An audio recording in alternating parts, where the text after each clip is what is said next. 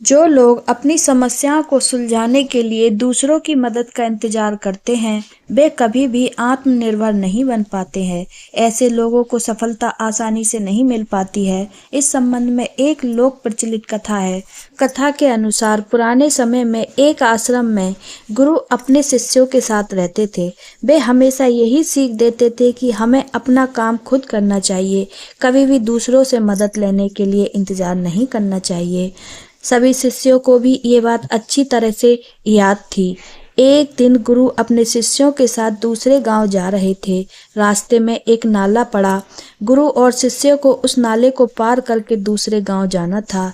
जब गुरु के साथ सभी शिष्य नाला पार कर रहे थे, तभी गुरु के हाथ से कमंडल छूट गया और नाले में गिर गया। गुरु जी वहीं रुक गए। सभी शिष्य सोचने लगे, अब ये कमंडल कैसे निकालेंगे, इसे कौन निकालेगा। तभी एक शिष्य गांव में किसी सफाई कर्मचारी को खोजने के लिए चला गया। बाकी सारे शिष्य वहीं बैठ गए और कमंडल निकालने की योजना बनाने लगे। ये देखकर गुरु जी को बहुत दुख हुआ, क्योंकि उन्होंने सिखाया था कि अपना काम स्वयं करना चाहिए, किसी दूसरे की मदद के लिए इंतजार नहीं करना चाहिए। कमंडल गुरु जी भी निकाल सकते थे, लेकिन उन्होंने शिष्यों की परीक्षा लेने के लिए कमंडल नहीं निकाला। वे सिर्फ सब देख रहे थे।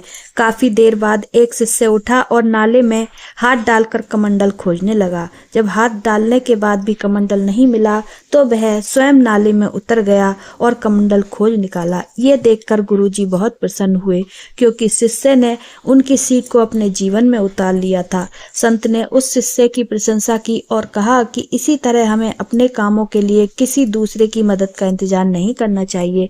जो लोग दूसरों के भरोसे बैठे रहते हैं, वे कभी भी अपनी समस्याओं को हल नहीं कर पाते और अपने लक्ष्य तक नहीं पहुंच सकते। अपनी मदद खुद करने वाले लोग ही घर, परिवार और समाज में सम्मान हासिल करते हैं। यही सफलता का सूत्र है। अगर पोस्ट अच्छी लगे तो कृपया लाइक करें, चैनल को सब्सक्राइब करें। राधे राधे।